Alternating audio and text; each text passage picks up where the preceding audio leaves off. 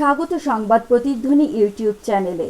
সাহিত্য, শিল্প, সংস্কৃতি, স্বাস্থ্য ও খেলার বিশ্লেষণ আর রাজনীতির আপডেট পেতে নিয়মিত সাপ্তাহিক সংবাদ প্রতিধ্বনি পড়ুন। আজকের বিশেষ খবর হলো, আদালতের নির্দেশে জাতীয় মানবাধিকার কমিশনের একটি দল বহরমপুর সার্কিট হাউসে রাজনৈতিক হিংসার শিকার শতাধিক পরিবারের সঙ্গে কথা বলেন। এ নিয়ে কমিশন ডিএম এবং এসপিকে নির্দেশ দেন ফের যাতে এমন না ঘটে। करना पड़ा और बारिश में भी भीगना पड़ा। मैं आप सभी से उसके लिए एक क्षमा चाहता हूँ। I am really sorry. अब आप में से कोई मुझसे कुछ भी पूछना चाहता हो तो मैं आपको बता क्या देखे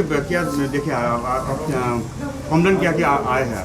देखिए, ऐसा है कि हम यहाँ पर जो है हमारे पास सिर्फ यहाँ की 4-5 कंप्लेंट्स थी जो रजिस्टर्ड भी थे केस। उनको हम देखने के लिए आए थे, उनकी जांच करने के लिए आए थे। हमने उनको यहाँ बुलाया भी था और उनसे बातचीत भी करी हमने। लेकिन हमारे पास जैसे ही यहाँ पर लोगों को ये पता चलना शुरू हुआ कि एनएचआरसी की टीम यहाँ आई हुई है, तो हमारे पास जो आने वालों की संख्या है, विक्टिम्स की जो संख्या है, वो लगभग 100 के करीब हो गई है। और हमने उन सब के बयान जो है रिकॉर्ड करे हैं, उनके स्टेटमेंट रिकॉर्ड करे हैं और उनकी वीडियोग्राफी भी करी है उनके स्टेटमेंट की, और लिखित में भी हमने उनके बयान लिए हैं, जिनको फर्दर इन्वेस्टिगेशन के लिए हम एसपी साहब को और डीएम साहब को देंगे। मुर्शिदाबाद का क्या हाल चल रहा है? देखिए, मैं केवल आपके माध्यम से केवल एक बात कहना चाहता हूं। मैंने अभी डीएम साहब को और एसपी साहब को दोनों को भी बुलाया था। यहाँ जो मुझे सबसे बड़ी जो बात लगी वो ये लगी कि यहाँ पर पुलिस को लेकर विक्टिम्स के मन में बहुत खौफ है। ऐसे बहुत सारे विक्टिम्स हैं जो आधे रास्ते से वापस चले गए। ऐसे बहुत सारे विक्टिम्स हैं जिनको यहाँ तक पहुँचने से रोका गया, और हमने जब उनसे ये कहा कि हम पुलिस को बुलाकर आपकी समस्या का समाधान कर देते हैं तो डर गए, रोने लगे। उनके मन में पुलिस को लेकर खौफ है। पुलिस को लेकर खौफ नहीं होना चाहिए। मैंने एसपी साहब को डायरेक्शन दिए कि जितने विक्टिम्स यहाँ आए हैं और जिन्होंने हमें रिटन में एप्लीकेशन दिए, जो नहीं भी आए हैं, उन सब की जान माल की सुरक्षा की जिम्मेवारी यहाँ के एसपी साहब और यहाँ के डीएम साहब की हम तय करके जा रहे हैं। किसी भी प्रकार का कोई हमारे जाने के बाद, क्योंकि लोगों का जो मन में जो भय है वो सबसे ज़्यादा यही है कि आपके जाने के बाद हमारे साथ फिर दोबारा प्रताड़ना की जा सकती है। तो हमारा ये निवेदन है कि आप के माध्यम से कहीं तक भी ये आवाज़ मेरी पहुंच रही हो कि कोई भी मुर्शिदाबाद हो या मालदा या पूरे वेस्ट बंगाल में कहीं पर भी एनएचआरसी की टीम के जाने के बाद अगर किसी भी प्रकार का कोई वायलेंस होता है तो स्थानीय पुलिस और स्थानीय प्रशासन उसका जिम्मेदार होगा। कोर्ट उसका ज़रूर संज्ञान लेगा। Thank you very much. कोई पुलिस स्टेशन पर्टिकुलर का कोई वो कोर्ट को बताएंगे। Thank you very much. Thank you. ক্ষুদ্র সবজি চাষি, আমার সবজি পেঁপে বাগান ছিল, পটলের চাষ ছিল, সেগুলো নষ্ট করে দিয়েছে। কারা কী করে বলবো, আমি বিজেপি করি বলে বিজেপির কর্মীদের এসব অত্যাচার চালিয়েছে। অপরাধ এটা ভোটের পরে স্থানীয় প্রশাসনকে জানানো হয়েছে, তারা কোনো স্টেপ নেয়নি। অবশ্যই জানাবো।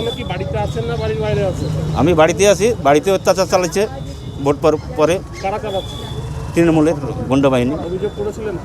থানায় অভিযোগ করা হয়েছে, থানা দু একদিন এসছে, আসার পরে কোনো ই নাই। গালাগালি, বিভিন্ন রকমের অত্যাচার বাড়িতে। এই হ্যাঁ, ভোটের আগে মারধর করেছে, হাত ভেঙে দিয়েছে। বিদ্যুৎ রায়, জলঙ্গি। জলঙ্গি হুঁকারা। নাম কি? বিদ্যুৎ রায়। কি অভিযোগ করলেন? কান্দিতে যে সন্ত্রাস চলছে, ভোটের পরে সব জায়গায় হচ্ছে, অল বেঙ্গলে যেটা হচ্ছে, তো কান্দিতে তো রিসেন্ট 3-4 দিন আগে বম ব্লাস্ট হয়েছে, তারপরে আমার বাড়িতে বম্বিং করেছে, সেগুলো আমি জানালাম, এখনও অ্যারেস্ট হয়নি। এটাই কি আশ্বাস পেলেন? নিয়ে গেলেন, দেখা যাক কি হচ্ছে, সেটা তো খোঁজ পাবেনই আপনারাও। জেলার বিভিন্ন জায়গা থেকে তো অনেক এসেছিল অভিযোগ। হ্যাঁ হ্যাঁ, এই জায়গা থেকে কোনো পদুত্তর বা কিছু যে ব্যবস্থা নিব বা কিছু? অবশ্যই।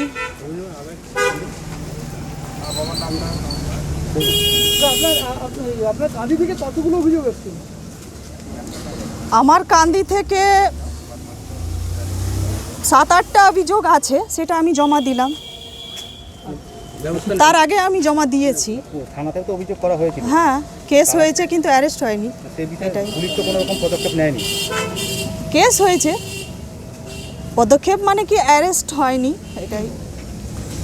এই যে আজকে অভিযোগ করলেন, এখানেও দেখা যাচ্ছে যে কিছু লোক যারা অভিযোগ করছে তারা মিডিয়ার সামনে কথা বলতে চাইছে না, কেন, কী কারণ? এদিকে এখনও আশঙ্কা থাকছে যে এখানে অভিযোগ করার পর আবার বাড়িতে গেলে কোনোরকমভাবে হতেও পারে, তাই তো হচ্ছে, তাই তো হচ্ছে।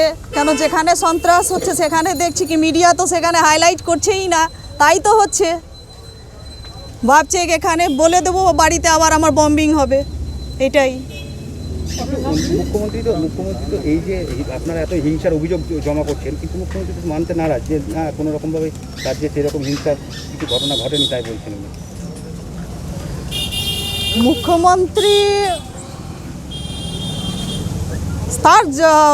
তার জবাব উনি সদুত্তর পাবেন, তার দেওয়ার জন্য সে বিরোধী দলের নেতা আছে। মুখ্যমন্ত্রী যেটা বলছে সেটা কি সত্যি করে সন্ত্রাস হয়নি?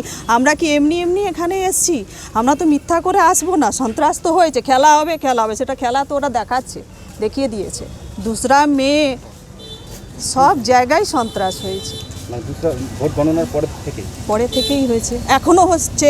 এখনও কান্দি শান্তপ্রিয় জায়গা ছিল, কান্দিতে কোনো রকম সবাই পলিটিক্স করতো, কিন্তু এখন এই যে 3-4 আগে কান্দিতে 10 নম্বর ওয়ার্ডে সেখানে আমরা 1100 আপ ভোটে জিতেছি।